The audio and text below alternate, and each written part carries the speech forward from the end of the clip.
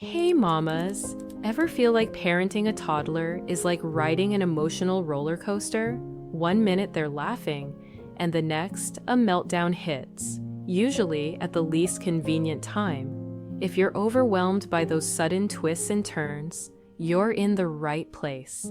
In today's video, I'm going to share 4 simple steps to help you handle these tantrums with confidence and ease. Stick around, and by the end, you'll have the tools to turn those meltdowns into moments of calm and connection. Let's dive right in and take control of this wild ride. What if there was a way to approach these tough moments with a sense of calm and connection? What if, instead of getting caught in the chaos, we could see our child's outburst as an opportunity? A way to understand them better, to show them that they're seen, heard, and loved. That's where nonviolent communication comes in. Developed by psychologist Marshal Rosenberg, nonviolent communication, or NVC, teaches us to speak and listen with empathy, compassion, and understanding. It's about connecting at a deeper level, tuning into feelings and needs, so that both parents and children feel valued, even in the midst of emotional storms. Today, we'll show you how to use NVC techniques to help your 3-year-old through tantrums, transforming frustration into moments of connection. Let's dive in. Step 1. Observing without judgment. We begin with observing your child's behavior without adding any judgments. Describe what you see calmly and factually.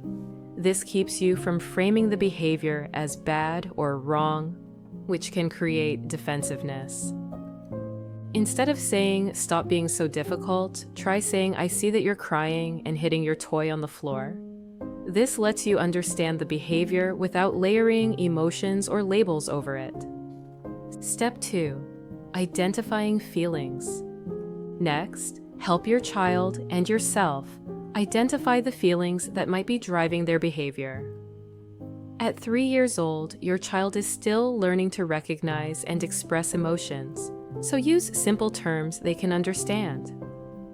Example: say, "It seems like you're feeling frustrated," or "Are you feeling sad because we have to leave the park?" Naming emotions can help your child feel seen and understood, which often diffuses the intensity of their reaction. Tip: use gentle and reassuring tones to show empathy and curiosity about their feelings. Step 3. Recognizing needs. Tantrums usually come from unmet needs. Maybe your child needs more independence, feels tired, or is craving your attention.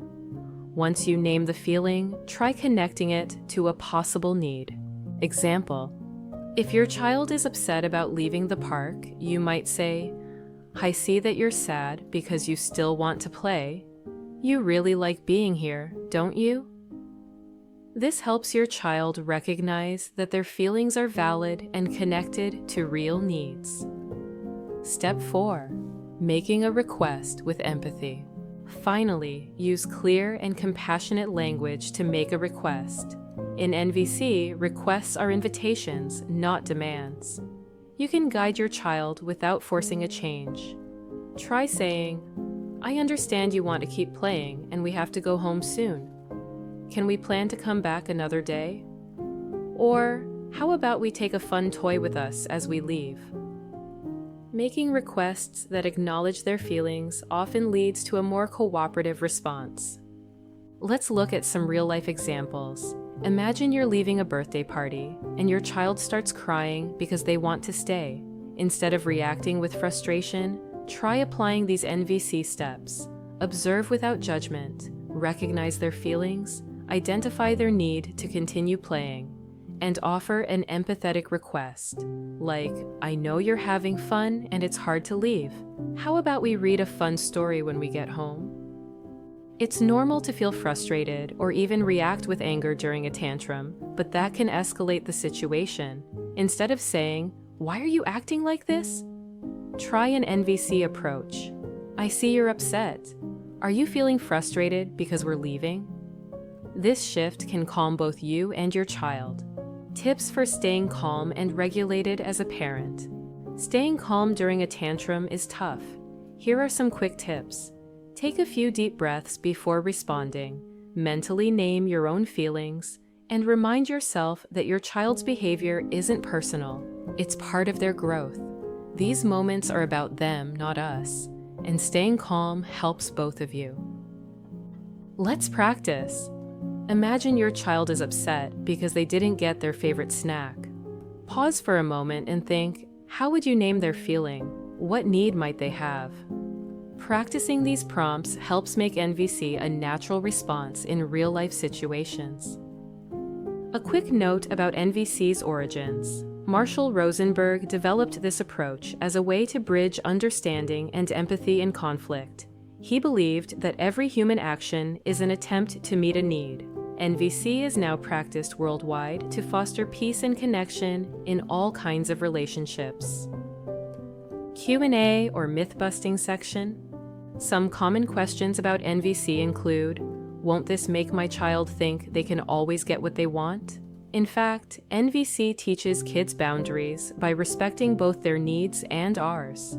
It's not about giving in, but about understanding and connecting. To recap, we've covered 4 steps of nonviolent communication. Observe without judgment, identify feelings, recognize needs, and make empathetic requests. Don't worry if this feels awkward at first. It's a skill that gets easier with practice. Remember, every time you use NVC, you're building a stronger, more empathetic connection with your child. Thank you for watching. If you're interested in more videos on peaceful parenting, don't forget to like, subscribe, and join our community. Let's make parenting a journey of growth for us and our children.